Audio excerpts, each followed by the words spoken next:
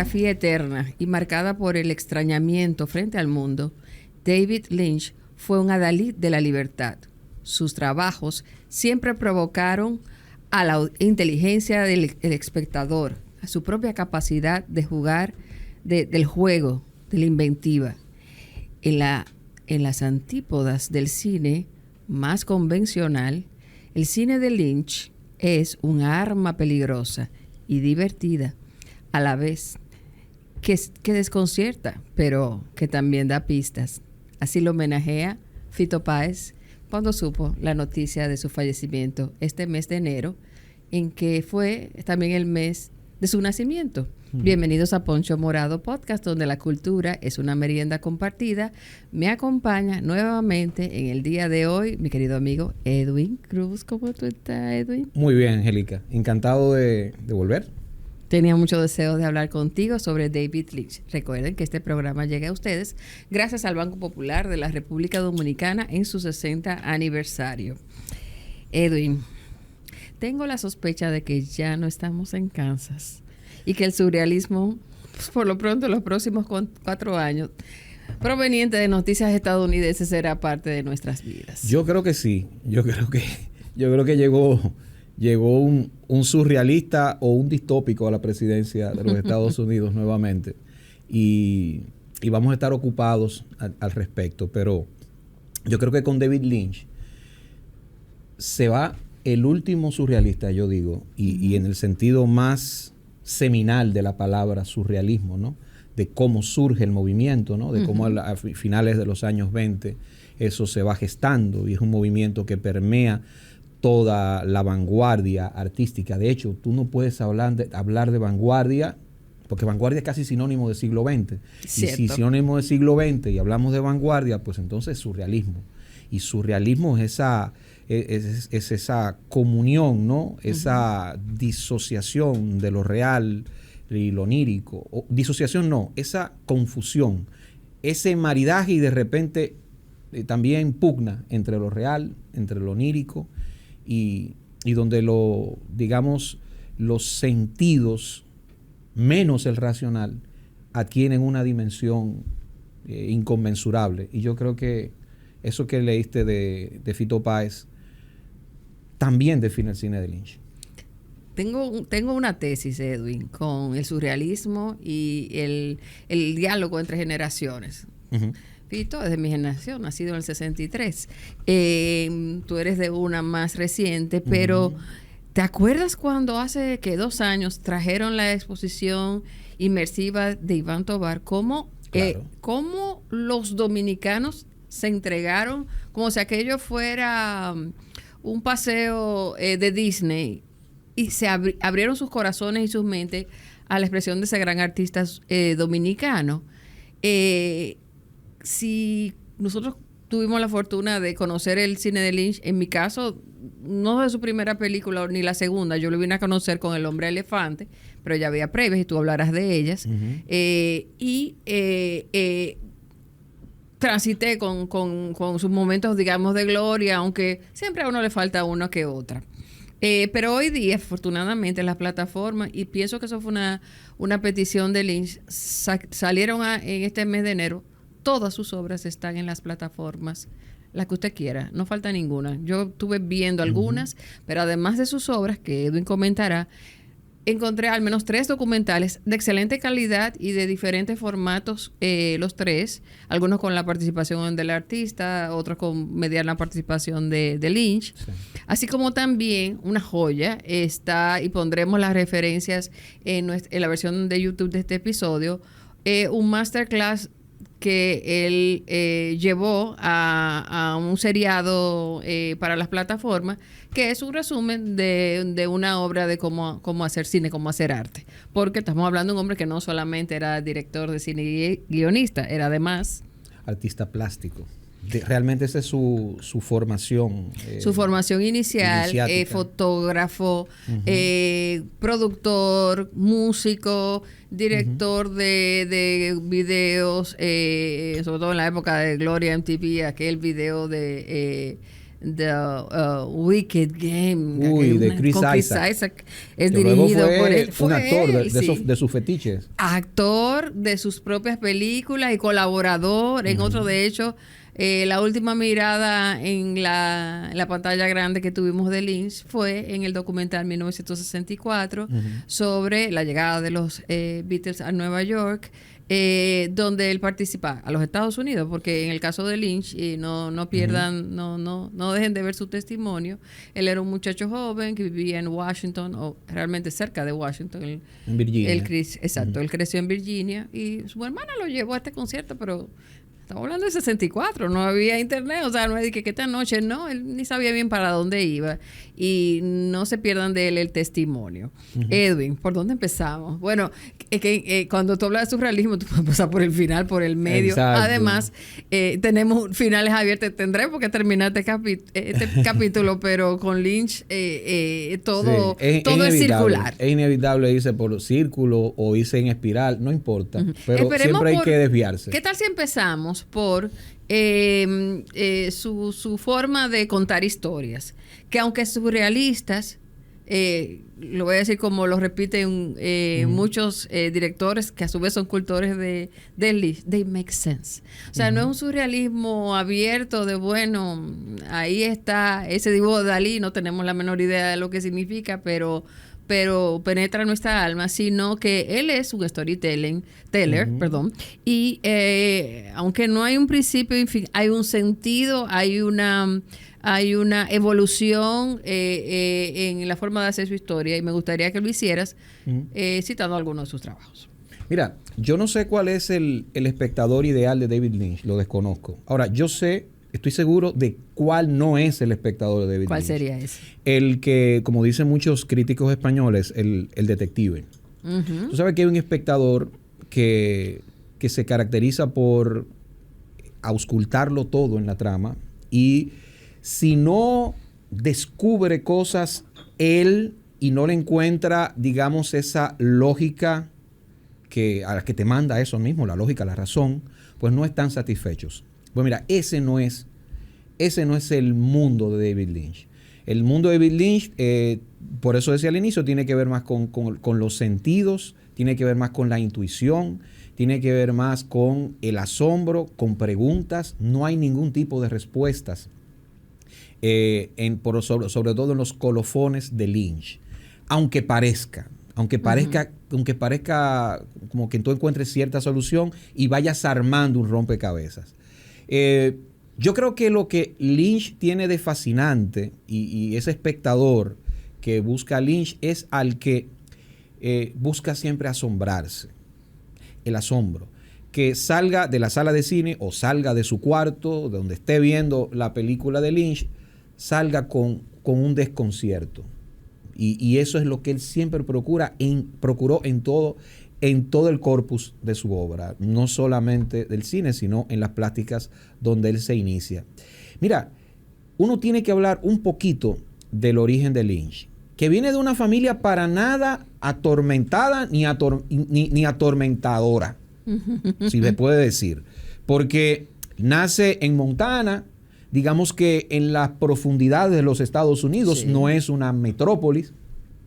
Luego se muda a Idaho, que tampoco está en el top of mind de un pro estadounidense, sobre todo foráneo.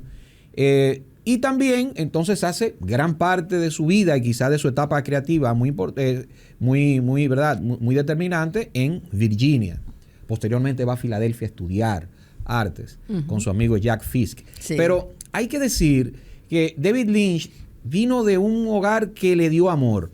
Una madre que no mostraba amor, pero no te daba amor así, no era cariñosa en el sentido de, bueno, ay, cuánto te quiero, no.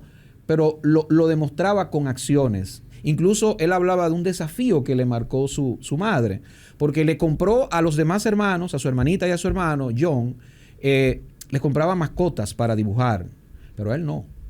Y él dibujaba en todas partes. Y él dijo que ese desafío, de alguna manera, le formó ese carácter de tratar de enfrentarse a la adversidad y ser más creativo ante la adversidad. Y eso es muy importante. Su madre llegó un momento dado en que él, digamos, cogió el camino con unos amigos de experimentación y se hizo un tanto desobediente, tanto en las aulas como en el hogar. Le dijo un momento dado, me has defraudado, me has decepcionado. Y él dice, pero es que, ¿decepcionado de qué? Yo no encontraba, no veía luces en mí. Y ella le hizo resonar en algún lugar. Espérate, pero, o sea, ¿será que yo tengo algo? Y a partir de ahí, él entonces inicia su carrera con, digamos, empezar a dibujar y también a hacer pintura con un pintor que ahora no recuerdo, que era padre de un amigo de él. Y a partir de ahí, David Lynch empieza a acumular experiencias. Y como él empieza a acumular esas experiencias, tú te das cuenta que ahí está el sentido de su cine. Y están, o sea, uno piensa que sale de un lugar del absurdo o de la abstracción total, y no es cierto. Él habla de una experiencia de niño, y está en un documental que lo recomiendo mucho, que habla de sus orígenes, que se llama David Lynch, Life Art, algo así. Uh-huh. David Lynch, la vida de arte. Y él habla de que venía, o sea, él se iba a jugar en los alrededores de su casa, en Virginia, si mal no recuerdo, y estaba con su hermanito. Y en un momento dado, hubo una noche que el papá solamente decía, John, David, vengan. Para adentro. Y el papá en un momento dado dice, sí, John, David, vengan. Y él, con su hermano, de repente ven a una mujer desnuda, con una piel blanca, y él habló de una blancura muy bella, muy deslumbrante, pero que tenía la boca ensangrentada, totalmente desnuda. Y en un momento dijo, help me, ayúdenme.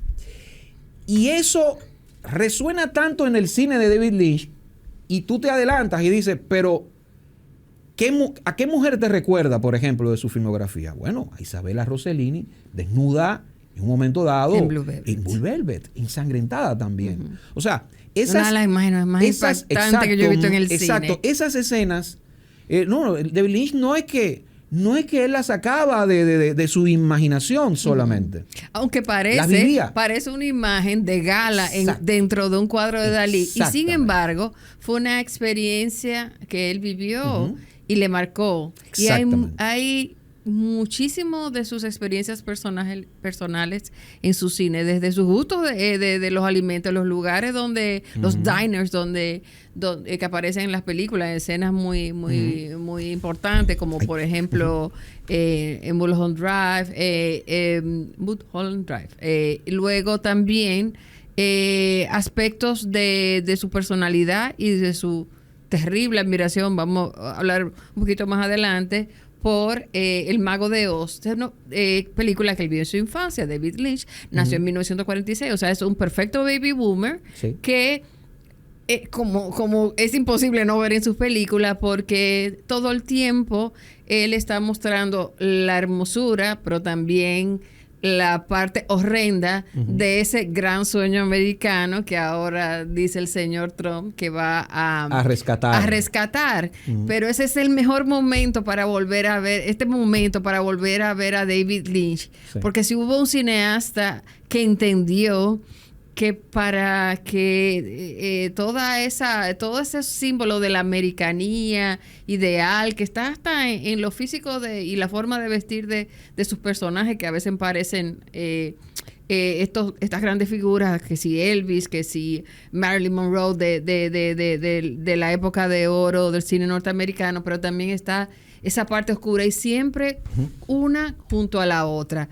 Hay que hablar también, Edwin, muchísimo, ya tú lo planteabas, de los elementos oníricos de su cine. Sí. Y cómo él se confía al subconsciente, y de hecho en su masterclass él recomienda la meditación trascendental a toda persona, pero especialmente a cualquier persona que se dedique a una actividad artística. Sí.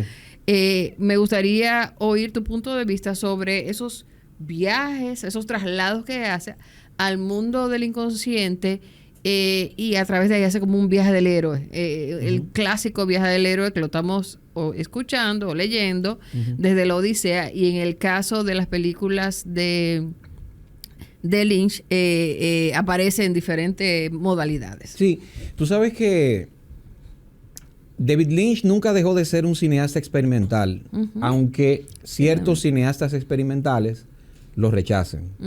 De hecho, creo que el triunfo de Lynch con su cine experimental, que repito, nunca dejó de serlo, es que la experiencia sensible que dictaba su cine te envolvía. ¿Por qué? Porque David Lynch era músico y le daba una primordialidad a la música y también al diseño sonoro, Sí. que es Eraserhead, sino una proeza de diseño sonoro. Pero también David Lynch, al tener ese conocimiento y al ser un pintor, conocía de las artes plásticas y sabía colocar los elementos de forma tal que te resonaran.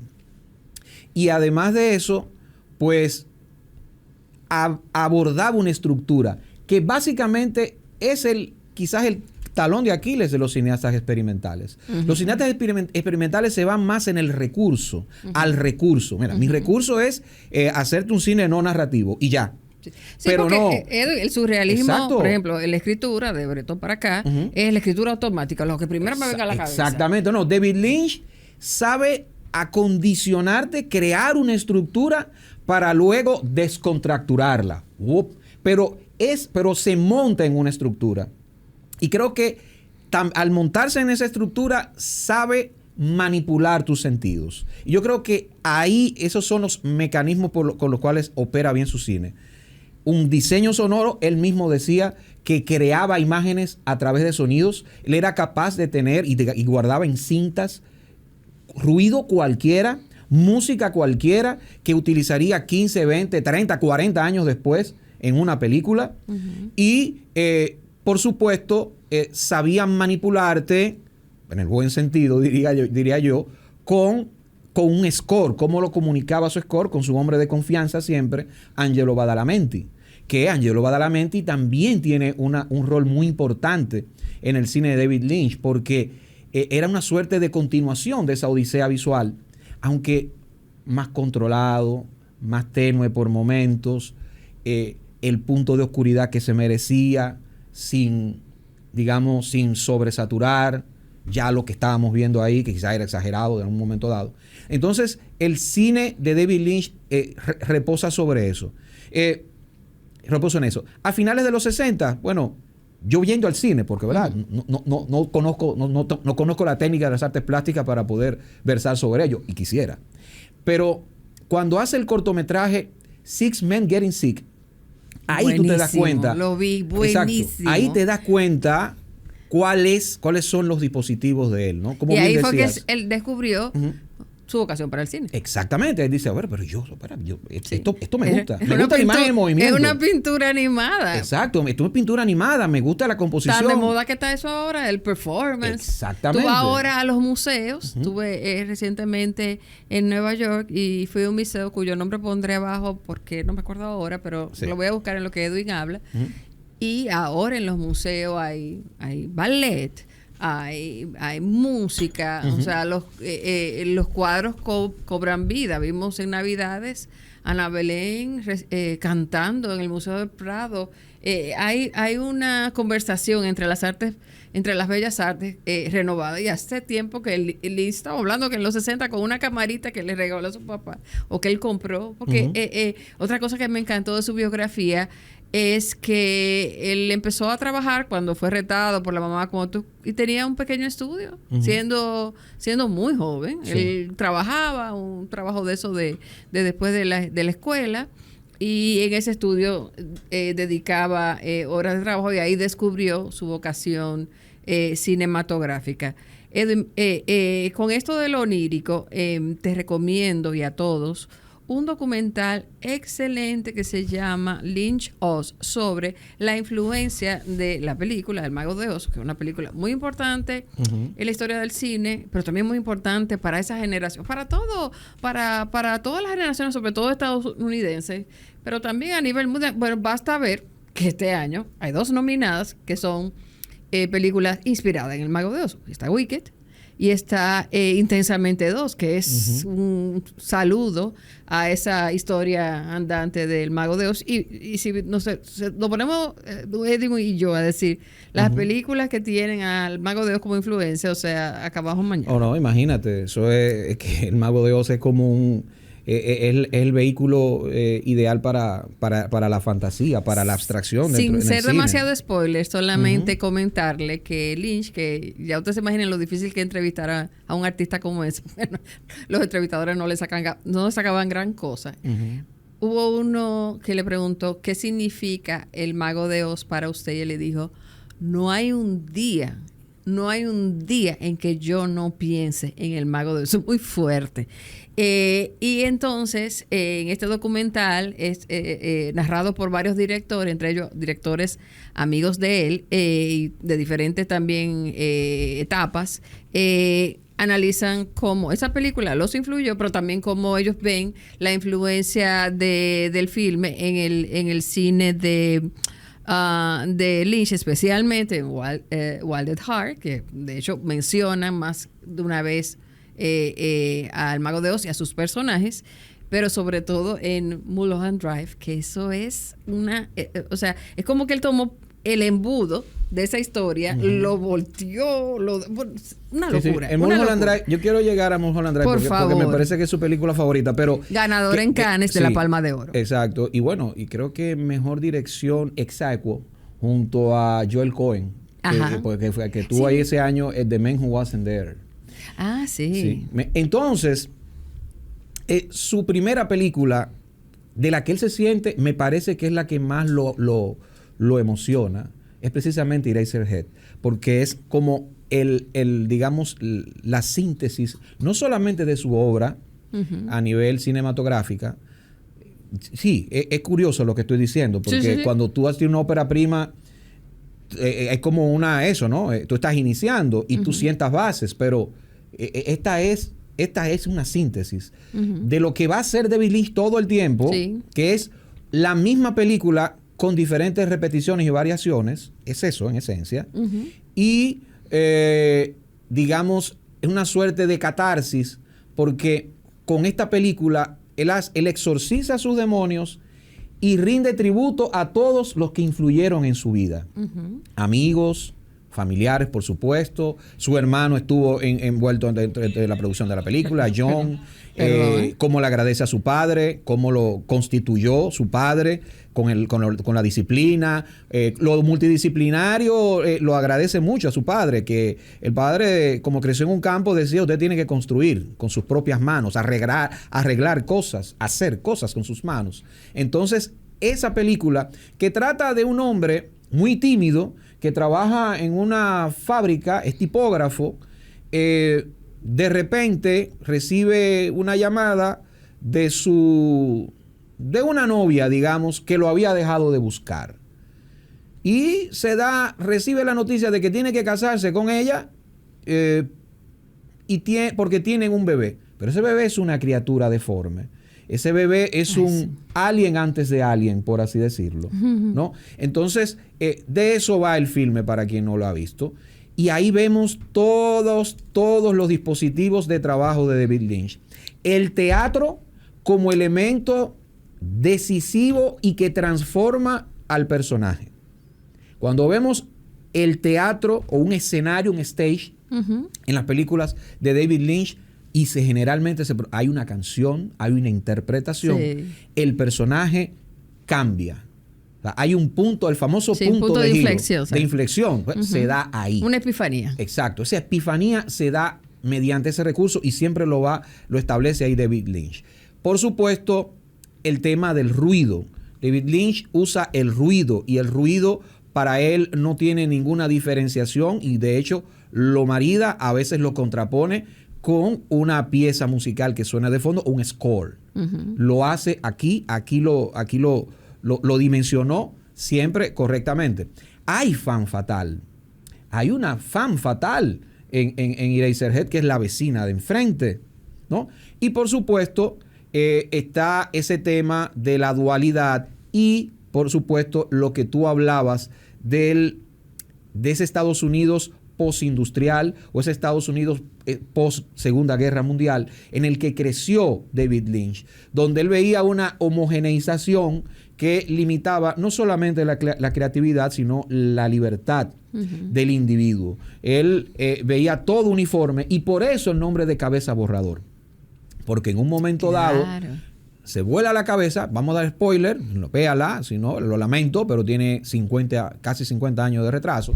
Pero se vuela la cabeza y de su cerebro, del protagonista, en un momento dado, se hace una borra, ¿no? De lápiz, ¿no? Y esa homogeneización del protagonista, estamos asistiendo al despertar de ese señor, un acto de resistencia ante eso, ¿no? Yo no quiero ser un lápiz, yo no quiero ser la cabeza borradora de un lápiz. En dado caso, yo quiero ser el lápiz, el que escriba una historia, no quiero ser el que borre, ¿no? Y ahí vemos todos los dispositivos de la obra, como digo, de David Lynch. Siempre con una relación importante con el inconsciente. Y si hablo del inconsciente, entonces de alguna manera o de muchas maneras tocamos el psicoanálisis, algo que él rechazaba.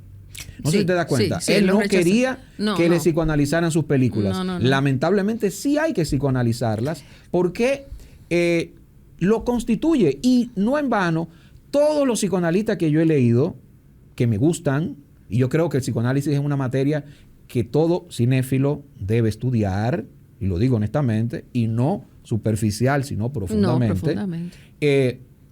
Constituye al cine, constituye a los personajes de Lynch, porque tienen una dualidad, tienen múltiples propósitos sus personajes, tienen varias intenciones, los posee tanto la claridad como la oscuridad. Entonces, es inevitable tú hablar de términos como la fantasmagoría en las películas de Lynch, las acciones que tú de entrada no puedes explicarte en sus personajes, que luego tienes que ver la película nuevamente para entender por qué lo hace, para entender la sensación que provoca. Por ejemplo, en Wild at Heart, ¿no? Esa famosa escena de el gángster, ¿no? El implacable Bobby Peru de Willem Dafoe, que en un momento dado seduce, pero de mala manera, al personaje de Laura Dern. Bueno, vamos a presenciar casi una violación sexual. Seguro. Y la sorpresa para todos, que a nosotros como espectadores, sobre todo los hombres, nos libera y hasta le damos anuencia a la escena, es cuando ella dice, no voy a decir la mala palabra, ¿no? Pero dice, poséeme, ¿no? Tómame, de alguna manera. Y lo que hace Bobby Peru es un acto todavía más violento que la violación en sí misma, porque la desmonta a ella, la pone en evidencia, pero a nosotros como espectadores nos mueve a conciencia de, wow, yo estaba apoyando esto. Y digo como hombre, cuando le dice, pero lo haré en otra ocasión. Quizás en otra ocasión, que ahora no tengo tiempo. Ese tipo de cosas es un terreno del psicoanálisis lacaniano más profundo. Porque al final está diciendo, yo te sigo controlando. Te sigo controlando. Yo te controlo y yo te desarmo. Mira, te desarmo y... O sea, la violencia que contiene eso en la obra de Lynch, yo digo que es casi transversal a todas sus películas. Entonces, esos elementos están ahí. Y cuando vemos Eraserhead, es una pesadilla, señores, o digamos un sueño, si usted lo ve así de forma normal, usted es libre de creer lo que quiere y de interpretarlo como sea, de principio a fin. La lógica onírica es la que posee de alguna manera Eraserhead. Y es la película que, si ve el documental que le digo de Art Life, David Lynch, él se conmueve. Y ahí termina, de hecho, el documental, porque es como una explosión casi emocional la que él tiene. Se queda sin palabras. Y si usted quiere ver a David Lynch y quiere empezar a entenderlo por algún momento, ¿no? Comience con Eraserhead. Ahora, él tiene para mí 3 o 4 obras maestras, ¿no? Pienso igual. Porque El Hombre Elefante, que es su segunda película, hagamos ese paréntesis que me llega mucho al alma porque fue la primera película que vi. Yo tendría algunos 16 años, todavía estaba yo en el bachillerato, y esta película tan tristemente hermosa, tan bien hecha, Además, cuando todavía estábamos dentro del celuloide y todos los efectos especiales hechos de manera artesanal, la reproducción de esa Inglaterra del siglo XIX y la historia profundamente humana. Está bien industrial, ¿eh? También porque estamos hablando de una Inglaterra del siglo XIX, imagínate. Sí. No, la potencia, primera potencia del mundo en ese entonces. Y es un tema que generacionalmente le impacta mucho Lynch, y el hecho de haber crecido en una ciudad de impacto industrial es parte de su idiosincrasia, como la playa de nosotros. Exactamente. Entonces, de hecho, perdón, este paréntesis, en el documental uno de sus documentales, ya yo vi tantos que no recuerdo dónde fue que lo vi. Uno de sus hobbies es la fotografía, más que hobbies. Él era un artista de la fotografía, pero como hobby, él se fue a Polonia y pidió visitar todas esas viejas de industria que estaban abandonadas de la época de los años 50. Son fotos exquisitas. Pero cuéntame, el hombre elefante. Inland Empire está rodada, creo que en una parte, en Polonia. Que es su última película. Entonces, en el hombre elefante, lo que vemos es como el impacto de David Lynch, la creación de David Lynch sobre una historia sensible, un drama aleccionador, que digamos es una de las películas más straight, por así decirlo, seguro que sí, de David Lynch, pero no deja de ser lynchiana. De hecho, en su origen, en su secuencia inicial.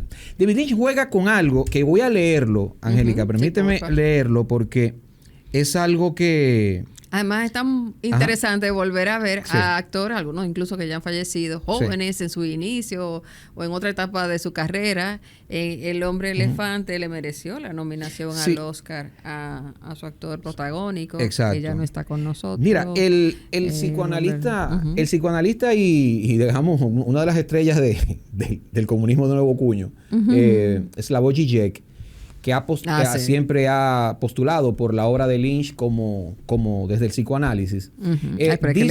Dice que hay una relación, o sea, en la obra de Lynch hay una relación constante entre la disociación que te da la distancia, ¿no? La relación de violencia que da la distancia ante un plano, algo que se rueda. Cuando tú tomas distancia, él dice, te estás cometiendo un acto de violencia de alguna manera porque estás jerarquizándolo. Yo quiero esa distancia. Entonces, lo de David Lynch es como esa disociación entre esa distancia y el hiperrealismo, porque ya el hiperrealismo te acerca demasiado a la experiencia y te causa rechazo, te desconcentra, te desconcierta. Y por eso yo te digo que David Lynch es una suerte de kriptonita contra el espectador que siempre anda buscando la lógica. Entonces, él lo va explicando ahí. Por ejemplo, él lo habla del inicio de Twin Peaks. En Twin Peaks, él habla de que cuando comienza vemos una suerte de protoplasmas y vemos una serie de figuras que se van moviendo, que tú no entiendes bien qué es. Hablo de la película Twin Peaks, Walk Fire With Me, no la serie de televisión, la película que va como explicando la razón de ser de la serie de televisión y hasta te sirve de precuela y hasta de secuela. ¿Qué pasó con Laura Palmer? ¿Qué pasó con por qué asesina a Laura Palmer y quién la asesina, por ejemplo?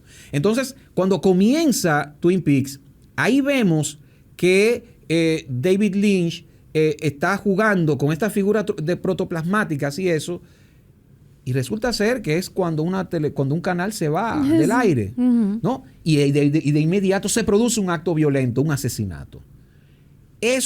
Con eso él juega. Y eso mismo hace cuando comienza El hombre elefante. En El hombre elefante hace un primer plano de los ojos, el rostro de la que interpretamos como madre del personaje de John Merrick, ¿no? Interpretado hermosamente por John Hurt. Entonces, vemos eso mismo, como este primer plano que luego se va juxtaponiendo, se va sobreponiendo una manada de elefantes que pisotean supuestamente a la mujer y provocan este bebé deforme. Se hace todo mediante una secuencia onírica, ¿no? Que es sacado básicamente de una pesadilla. Y ese es el inicio, lo que va explicando el origen de este hombre elefante, este personaje deformado, que sin embargo viene siendo el más, la persona más digna, la persona más buena, la persona más, digamos, qué sé yo, bien intencionada de todo el filme.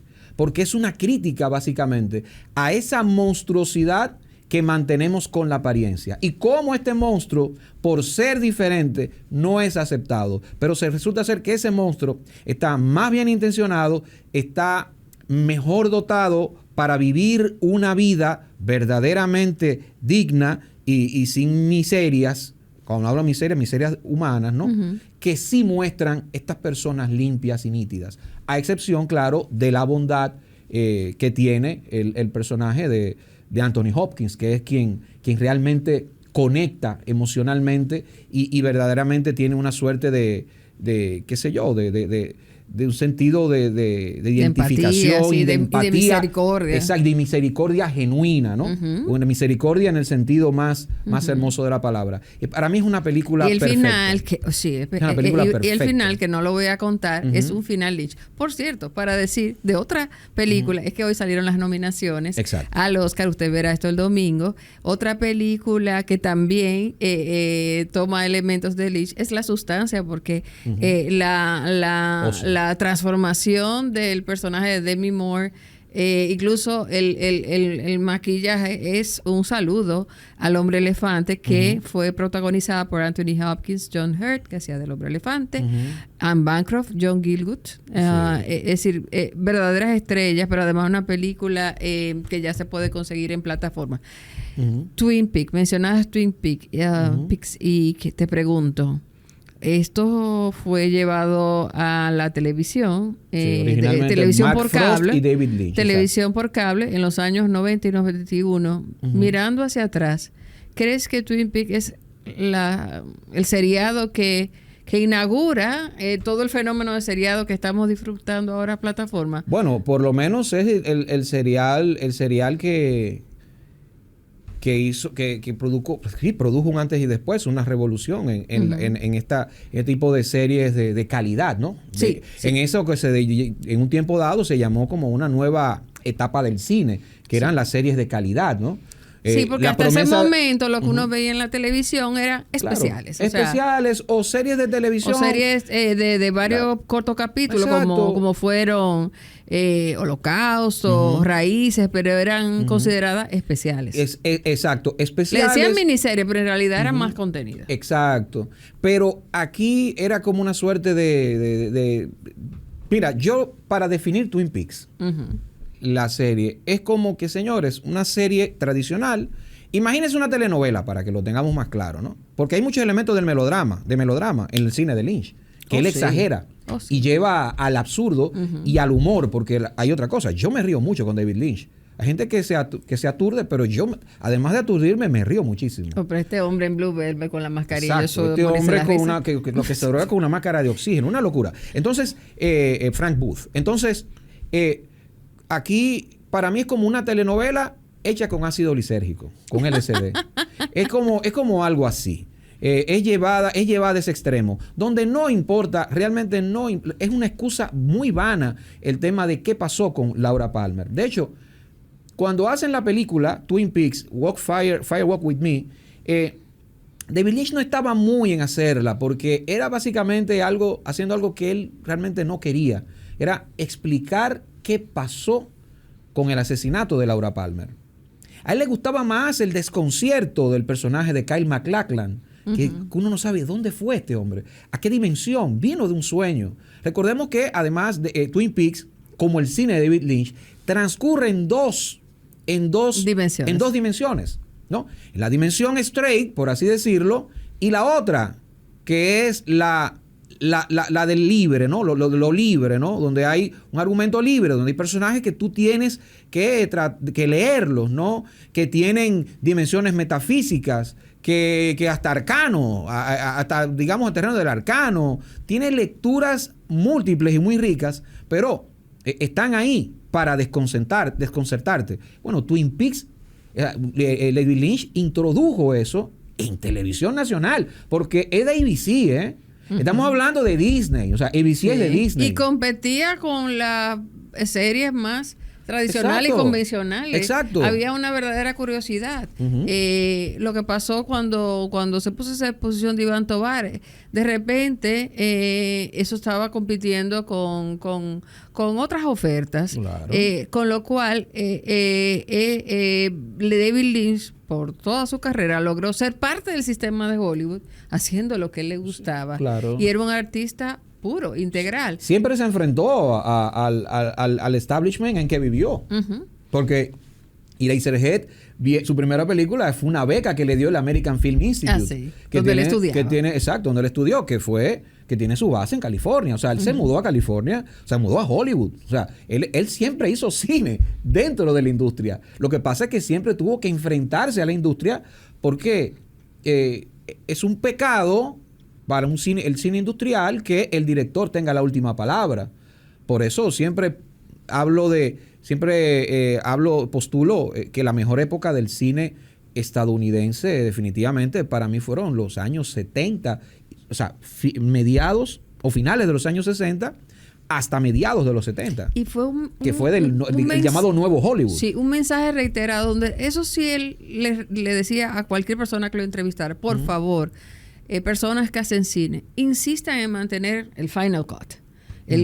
No cedan. Y de hecho eso está representado en Mulholland Drive cuando al personaje del director le obligan a cambiar la actriz protagónica y con esa sesión él queda derrotado. Sí, ya va a ser esa otra chica. Hablando de personajes y de actores, hablemos de sus favoritos, sus actores fetiches. Ya tú mencionaste a dos, a Laura Dern, a Kyle, ¿cómo se pronuncia su apellido? Kyle MacLachlan, algo así. Difícil Kyle MacLachlan, creo que sí. De repetir ese apellido. Tiene que ser en irlandés, seguro. Seguro, y ese es su alter ego. Ese es su alter ego porque tiene... Bueno, el alter ego de David Lynch reside casi en muchos de sus protagonistas, porque Jack Nance, que es el que interpreta a ese Henry de Eraserhead, tiene hasta el pelo como lo tenía David Lynch, ¿no? Abundante y numeroso, ¿no? Y como lo tuvo incluso hasta después de Jack Nance en Eraserhead, que lo tuvo así siempre abundante, siempre su cabellera muy, muy numerosa y abundante. Casi como un hombre de pelo lacio con flat top, si me comprenden los raperos, ¿no? Sí. Entonces, David Lynch, sí, sus protagonistas nunca fueron estrellas taquilleras.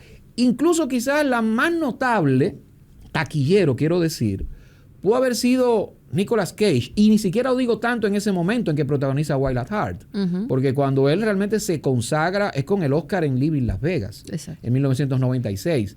Pero él no le gustaba, me parece que él no era muy de trabajar con las superestrellas. Sus fetiches, Jack Nance, que estuvo por lo menos de protagonista en Eraserhead y en secundario en varias de sus películas, como Lost Highway, creo que el mismo Twin Peaks, Walk Fire With Me. Sí, él repetía mucho. Él repitió. Harry Dean Stanton, que para mí, yo siempre lo vi viejo. Para mí nunca lo vi joven a Harry Dean Stanton. Estuvo con él en varias películas, Wild at Heart, estuvo en la hermosísima Straight Story, estuvo también en... dije Twin Peaks, dije Wild at Heart. O sea, estuvo por lo menos en 3 o 4 películas de David Lynch. Laura Dern estuvo, bueno, en su última película, Inland Empire, donde es una... Bueno, yo Inland Empire reconozco que tuve que disciplinarme para verla porque es una locura. Es una película verdaderamente sin argumento y me costó mucho seguirla, tengo que reconocerlo. Pero estuvo en Wild at Heart, la descubre también junto a Kyle La descubre en Blue Velvet. Pero ya Kyle MacLachlan, él lo había descubierto para Dune, que es quizás la película más... Su fracaso de fracasado, el fracaso más estrepitoso. Y yo creo que conceptualmente también. Yo creo que sí, yo creo que es un revés. Tú sabes que Dune originalmente era un proyecto que quería hacer Alejandro Jodorowsky, ¿no? El director chileno. Y Jodorowsky, hay un documental buenísimo al respecto, se llama Jodorowsky's Dune, ¿no? Donde él contactó a grandes artistas, incluyendo a Giger, el hombre que diseñó Alien, por así decirlo, para hacer, ¿no? Dune. Solamente que los productores en Hollywood dijeron, tipo, está loco, no la vamos a hacer, es demasiado caro, es una locura. Pero se quedaron con una suerte de cómic, porque él hizo un cómic, inclusive, ese es el storyboard, era un cómic.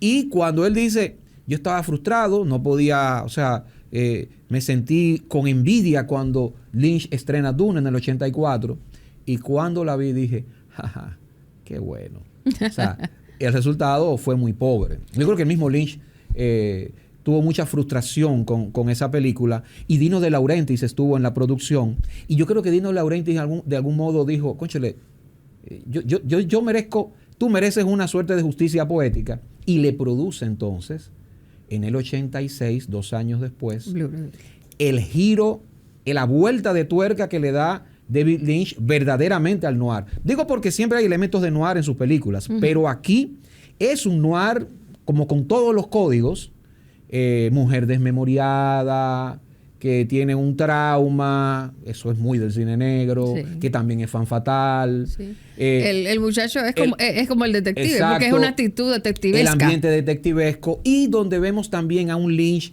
que procura siempre en hacerte algo súper estrella en un momento dado, pero inmediatamente romperte ese código. Desde el inicio de Blue Velvet, ¿no? Un pueblo hermoso, un pueblo idílico, un pueblo de esa infancia de él, ¿no? Sí. Idílica. O sea, esa imagen del carro de bombero y el perrito dálmata. El tema y los niños cruzando. Sí, o sea, en cámara lenta. El tema de Bobby Vinton, de Blue Velvet. Y de repente un infarto le da al padre del protagonista. Vemos esa manguera cómo se va disparando. Muchos psicoanalistas dicen que sí, hay un término fálico y de orina. Bueno, no sé. Ahí se dan vida los psicoanalistas. Y luego vemos eso que hay debajo de esa superficie, unas hormigas en primer plano, que parecen monstruos, y hay como algo monstruoso que se mueve ahí. Ese es el tono del cine de David Lynch y el tono que te marca esta película, que, como siempre, hay un elemento de putrefacción, hay un elemento así que da pie al argumento, y es una oreja. Kyle MacLachlan encuentra una oreja con muchas hormigas. Otra vez el mago. Y cuando vemos hormigas y vemos una parte del cuerpo humano, David Lynch no era muy de dar referencia más allá del Mago de Oz, ¿eh? Sí, no. Esa y la otra que él menciona, la que daban siempre en las Navidades, It's a Wonderful World. Ajá, It's a Wonderful Esas World. dos. Sí, la de Capra, ¿no? Sí, la de Capra. Pero ahora, él me excusa, pero yo creo que él vio el perro andaluz, ¿eh? Porque gracias. esa mano con las hormigas y esa oreja con hormigas. Miren, hermano, espérese. Yo tengo que preguntarle a Edwin, porque tampoco es que yo diga que soy la que más sabe de surrealismo. Pero este es el director que yo he visto que más se acerca al perro, o sea, sobre todo a esa etapa de Buñuel. Claro. Bueno, y a otras también, porque si tú te pones a ver Simón del Desierto y las otras, entonces, pero este es el hombre. Yo creo que con las mismas... Pero él no los reconoce. No, él no los reconoce. Con las mismas prestaciones que Luis Buñuel. Exacto. Porque yo digo que, inclusive, hasta inició más prístino, de alguna manera, que Luis Buñuel. Yo no estoy diciendo que es más grande que Luis Buñuel, ¿eh? No quiero decirlo. Pero no quiero decirlo porque Luis Buñuel cae un rayo aquí ahora mismo. Exacto, Luis Buñuel está en mi parnaso, ¿no? Sí, claro. O sea, Luis Buñuel está en mi parnaso y está en el top 3. O sea, él tiene que ser uno de los 3 mejores directores de la historia de todo el cine, ¿no? Entonces, él comenzó bien en respecto a lo que te decía ahorita. Inclusive El perro andaluz, La edad de oro, son películas que están hechas desde lo experimental. Donde deliberadamente mandan la trama para allá, para el carajo, de alguna manera. Sí, David Lynch, no. Buñuel es más de los surrealistas franceses. Bueno, eran sus amigos. Sobre todo en esas primeras películas. Sí. Ahora, el David Lynch que conocemos, yo digo que con una ventaja plástica, porque era pintor, comenzó como Luis Buñuel en México. Ese periodo de Luis Buñuel donde se preocupaba por tomar una estructura y eso mismo, descontracturarla. Así comenzó David Lynch. David Lynch lo hizo, yo digo, que visualmente, desde la música, desde ese desde ese sistema, de esa experiencia sensible a la que te invita una película, creo que lo hizo muchas veces con mayor inteligencia. Con mayor inteligencia, porque Luis Buñuel también tenía había mucha ascendencia en la historia, ¿no? Y como bien decimos, David Lynch es más de la intuición, es más de hacerte todavía más preguntas. Son generaciones diferentes. Sí. O sea, Buñuel vivió la guerra. Claro, momentos diferentes. Lynch vive la posguerra. Exactamente. Y ese alguien lo llame, yo tomé ese nombre para la carpeta del episodio, que es un surrealismo pop. Y me gusta como se dice en inglés. Tiene el Americana Spirit, claro. que no hay una traducción para no hay una palabra, RAE no me ha aceptado todavía la palabra americanía que debería existir. Porque es eso, él en eso me recuerda caray, ¿cómo se llama esta generación de escritores? A los beatniks. Los beatniks. Que toma ese momento de la William posguerra. Burroughs, exactamente. La posguerra y su gloria y su gloria de desarrollo y de belleza y de símbolos de abundancia, pero ahí abajo, como tú dices. Por debajo, esas hormiguitas, esa infraestructura y también ese subconsciente de los personajes donde hay elementos perturbadores. Exactamente, eso existe.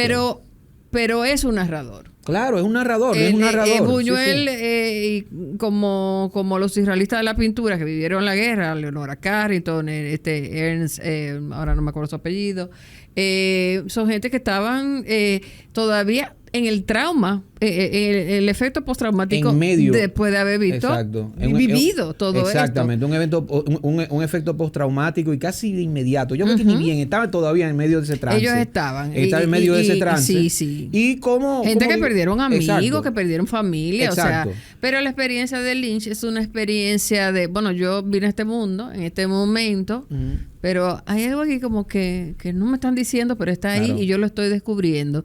Y él tiene la metáfora que está en su biografía, su libro, que es como una guía de cómo hacer cine, de cómo hacer arte. Es más una guía de cómo vivir. Sí. Porque dice, las ideas están ahí, en la metáfora que usa es como peces abajo del agua. Usted tira ¿cómo se llama? Su barra de pescar. Exacto. Y puede ser caña de pescar. Su caña de pescar. Puede ser que atrape uno. Si lo atrapa, usted no lo ha visto, pero lo siente. Y así es el proceso creativo de él. Le decía, sentía la idea, pero todavía no la estaba viendo hasta que sacaba ese pescadito. Entonces, esta es la idea. Exactamente. Y decía, escríbalo inmediatamente. Así mismo. Escríbanle. Bueno, él decía de las ideas, algo hermoso. Qué bueno que lo mencionas. Dilo tú, sí. Porque él decía... En lo que buscas, decía además, y por ahí andan otros pescaditos, familia del que usted pescó, trata de encontrarlo. Y si consigue 70 de esos, usted tiene un guión. Sí. No, él de las ideas, porque que de las ideas, él puede hacer hasta un diccionario de aforismos, de sus variaciones sobre las ideas, sobre su concepto de las ideas. Él decía, por ejemplo, que siempre que creas algo, un cuadro u otra cosa, te dejas llevar por tus ideas. A veces es el pasado el que conjura esas ideas y las colorea. Aunque sean ideas nuevas, el pasado les da color. O sea, eso es importante. Porque belleza, Lynch nunca... Qué belleza. Habló como pintor. Exacto.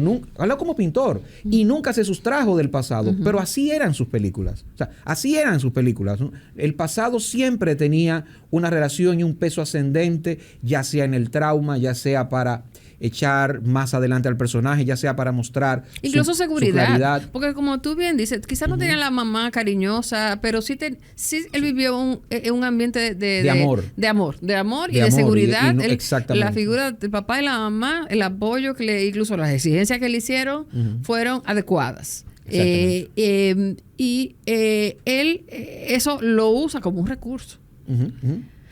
Bueno, otra cosa que quería que tratáramos es y así lo explica él en el documental, que es un masterclass, le pide a los cineastas, recuerden que el set es un personaje. Entonces, de hecho pone una escena donde él está haciendo una de sus últimas películas y es un set, como una oficina, pero él llega y dice, vamos a pintar el piso y vamos a hacer una serie de arreglos, o sea, le da carácter al set.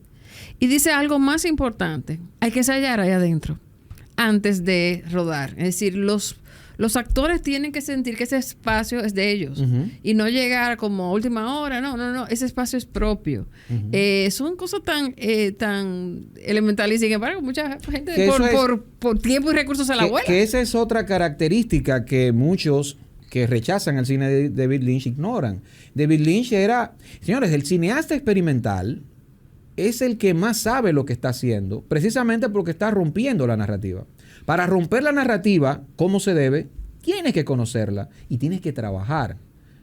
Él, en Eraserhead, construyó casi todo el set. Él. Exacto. O sea, Imagínate. Y la mayoría de los sets que vemos de David Lynch, que se van repitiendo como los sueños, o sea, estos famosos picos que se van dando ahí, como estos que vemos en Twin Peaks, que vemos de hecho en Eraserhead, que es como una suerte de alfombra que vemos cuando él va a su apartamento, el personaje de Henry, pues eso lo diseñó él. Y Twin Peaks precisamente habla como de picos gemelos, pero el pico gemelo tiene que ver algo como el tema de la dualidad, blanco y negro. Él visita mucho la idea del doppelganger. Del doppelganger, exacto, del doble. Del doppelganger. Entonces, perdón nuestro alemán. My Deutsch no está very good looking, que digamos. Entonces, cuando vemos esto, no, David Lynch se preocupaba por el ensayo, no improvisaba. No, señores. Ese nivel de descontractura que vemos de sus tramas, eso implica un trabajo, un ejercicio. Es como dices, esa idea, señores, él creaba muchas veces a partir del sonido, guardaba casetes con sonidos por muchísimos años y entendía, en este momento es que lo voy a utilizar. O sea, él nos demostró que la intuición tú solamente la desarrollas óptimamente con trabajo. Con trabajo y con atención a las ideas. Sí. Donde, así como explica Edwin que él había un ejercicio, pero también él daba y explica y sugiere que el creador lo haga también. Y yo creo que esto es una recomendación para cualquier oficio, aunque usted lo que sea, no sé, un oficio mucho más sencillo que los artísticos. Da la oportunidad a la creatividad y el relato es buenísimo. En uno de los documentales, un día en el set de Twin Peaks había un señor que estaba cargando un utility, cargando algo, un armario, algo así para llevarlo al set donde iba a haber una escena con la mamá de Laura Palmer. Y él se quedó mirando a ese hombre, le dijo, o filmar. La cuestión fue que el hombre salió en el espejo iluminado. Hay que repetir que salió el hombre. Él dijo, no, pero es un personaje inmediatamente. Ver a ese utility moviendo un prop. Un señor, ¿no? Sí, un señor. Un señor como un anciano, ¿no? Sí, con el pelo así como... largo. Sí, y era... Ese uno de los... Sí, y... No los que están en el mundo dual ahí de... Exacto. Y él dijo... Y ahí hay una oportunidad para... Claro, él era David Lynch, para crear todo un personaje nuevo. Pero en estos procesos se escribe el guión. Hay posibilidad también de volver en rodaje a hacer ajustes, pero también en momentos de postproducción. ¿Qué más te gustaría agregar antes del cierre? El tema es que yo les recomiendo a la gente también, porque lo bueno de Lynch es que, bueno, puedes comenzar, dije ahorita, para desmentirme, puedes iniciar por Eraserhead, pero también puedes iniciar por inclusive Mulholland Drive, que para mí es su obra maestra. Es una película que también viene de un fracaso. Le ordenaron hacer un piloto, que el piloto costaba unos $2 millones. No, estamos a 5 más. Lo va a hacer en 7.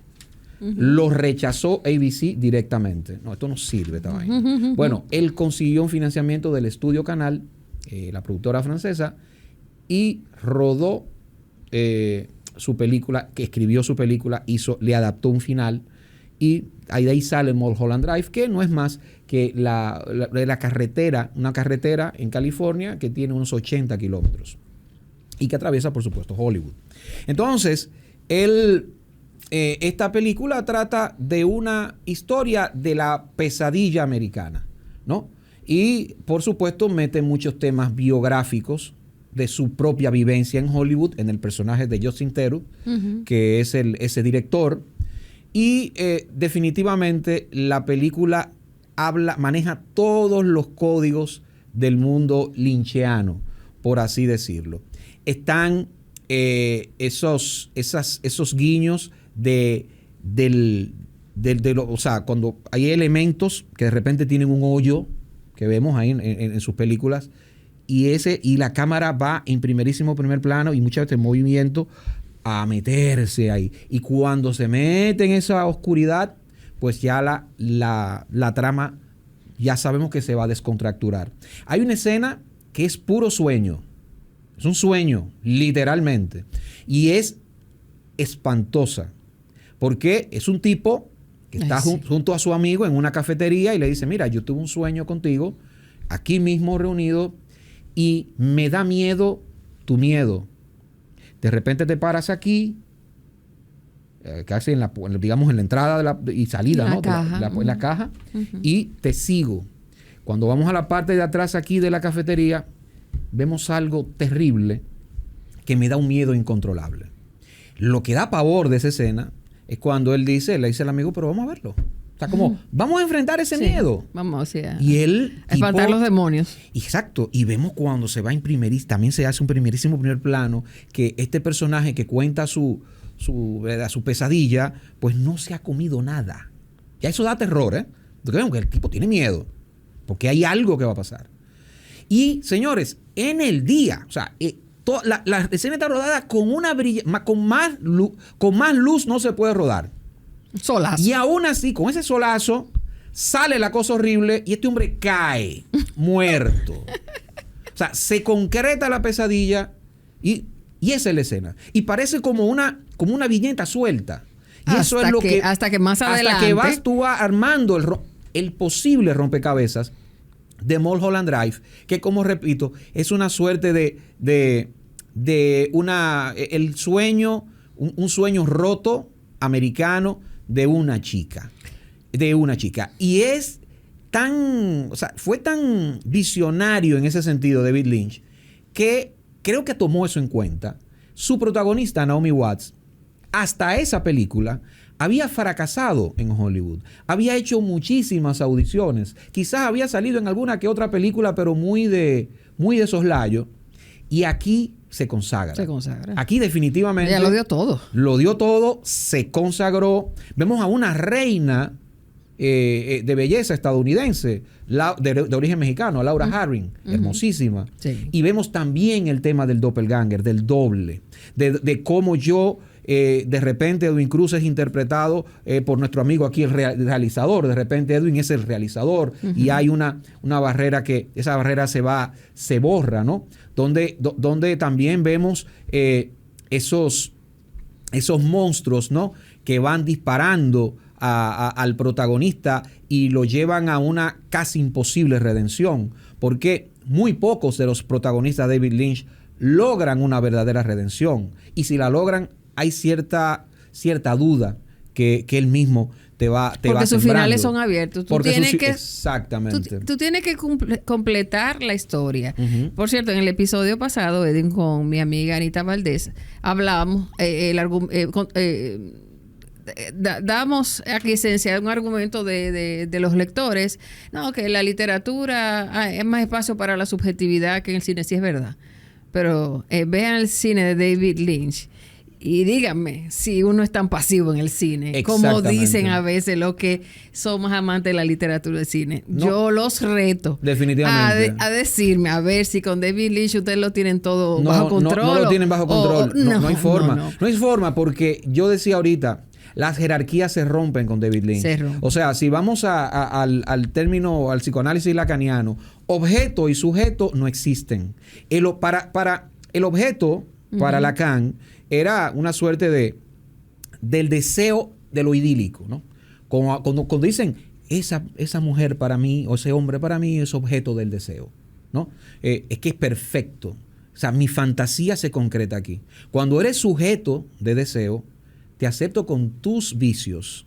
Bueno, en el cine de David Lynch no hay esa jerarquía, no hay esa separación, y por eso es duro entrar ahí a su mundo. Es duro, es un gusto adquirido, pero es muy gratificante. Es muy gratificante. Es muy gratificante. Yo creo que eso sería, ¿no? Yo estoy segura de que vean una, van a seguir viendo las demás.